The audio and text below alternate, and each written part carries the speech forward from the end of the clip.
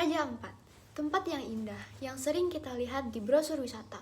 Laut biru, karang warna-warni, dunia bilang ini surga bawah laut. Tapi ternyata di balik laut yang cantik itu ada cerita yang gak seindah fotonya. Tentang tambang, tentang kerusakan, dan tentang 5 perusahaan yang mungkin belum kamu dengar sebelumnya. Hai, kenalin, nama aku Najda Nairah dengan NIM 23102111220179. Di sini aku bakal bahas secara lengkap tentang kasus tambang nikel di Raja Ampat dari sudut pandang hukum lingkungan. Oke, sebelum kita bahas lebih jauh, kita pahami dulu ya. Kalau kamu buang limbah ke laut, itu artinya pencemaran. Kalau kamu tebang hutan sampai tanahnya rusak, itu artinya pengerusakan. Dua-duanya sama-sama bikin lingkungan menderita. Menurut Undang-Undang Nomor 32 Tahun 2009, pencemaran itu ialah masuknya zat, makhluk hidup, atau energi ke lingkungan sampai lewat batas yang seharusnya. Sedangkan pengerusakan itu adalah perubahan terhadap fisik, kimia, atau hayati lingkungan yang melampaui ambang kerusakan. Dan dua-duanya terjadi di Raja Ampat. Kejadiannya gak cuma di satu tempat ya. Kalau pengerusakan itu bisa kena hutan, pesisir, kawasan lindung, sampai geopark.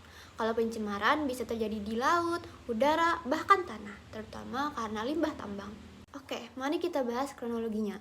Pada akhir tahun 2024, warga melapor. Media mengangkat ada kerusakan besar-besaran di pulau-pulau kecil di Raja Ampat. Yang dilaporin bukan hanya satu, bukan dua, tapi 5 perusahaan sekaligus. Yang pertama yaitu ada PT Gage Nikel, TKSM, PT ASP, PT MRP, dan PT Nurham. 4 dari mereka ini nggak punya RKAB. Ada yang izinnya mati, ada yang beroperasi tanpa izin. Presiden Prabowo langsung turun. Awal Juni 2025, semua aktivitas tambang di stop. Menteri SDM pun turun ke lapangan. Pada 9 Juni 2025, keluar keputusan bahwa 4 perusahaan dicabut izinnya. Yang satu, PT Gage Nikel, aman.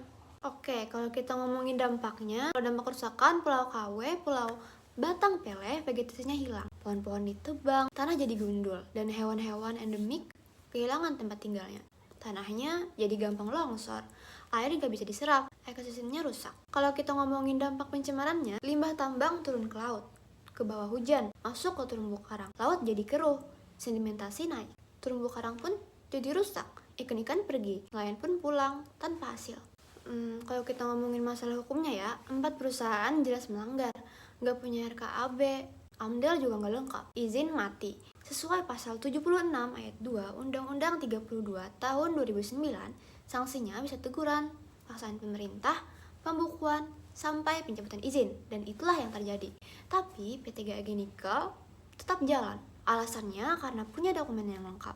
Masalahnya kok justru yang paling besar yang selamat? Oke, kalau kita ngomongin penyelesaian masalah lingkungan ini, ada 2 cara, yaitu litigasi dan non-litigasi. Kalau litigasi itu dibawa ke pengadilan, sedangkan non-litigasi itu bisa dari tekanan publik, advokasi, atau negosiasi. Kalau masalah Raja Ampat mah mulainya dari non-litigasi. Masyarakat adat bergerak, LSM membantu, dan media pun ramai. Presiden akhirnya mencabut 4 izin, tapi belum selesai. 2 perusahaan, PT ASP dan PT MRP, gugat balik lewat petun. Mereka meminta izinnya dikembalikan karena katanya mereka merasa dirugikan. Hukum ngasih hak ke masyarakat buat ikut jaga lingkungan yang diatur di dalam Undang-Undang Nomor 4 Tahun 1992, Undang-Undang Nomor 23 Tahun 1997, dan Pasal 70 Undang-Undang Nomor 32 Tahun 2009. Masyarakat boleh tahu, boleh terlibat, boleh protes, boleh gugat. Dan itu yang dilakukan masyarakat Raja Ampat. Mereka kampanye, mereka melapor, mereka bekerja bareng LSM, dan akhirnya izin tambang pun dicabut. Bukti bahwa suara masyarakat itu bukan pelengkap, tapi penentu.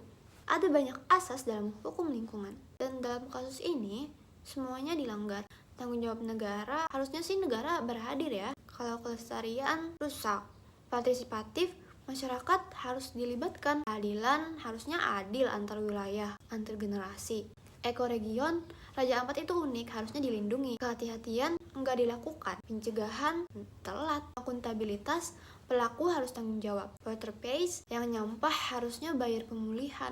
Ya, kalau kita bahas mengenai tujuan Undang-Undang Nomor 32 Tahun 2009 itu sendiri, yang ada di pasal 3 menyebutkan ada 10 tujuan, mulai dari melindungi wilayah NKRI, menjamin keselamatan manusia, menjaga keanekaragaman, sampai bangun yang berkelanjutan. Tapi semua itu gagal tercapai di Raja Ampat.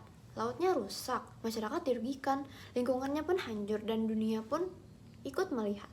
Tambang mah memang menghasilkan ya, tapi kalau dikelola tanpa pikir panjang, yang kita hasilkan ya cuma kerusakan. Raja Ampat bukan cuma milik Papua, tapi juga milik dunia. Dan sekarang rusaknya juga ditanggung dunia.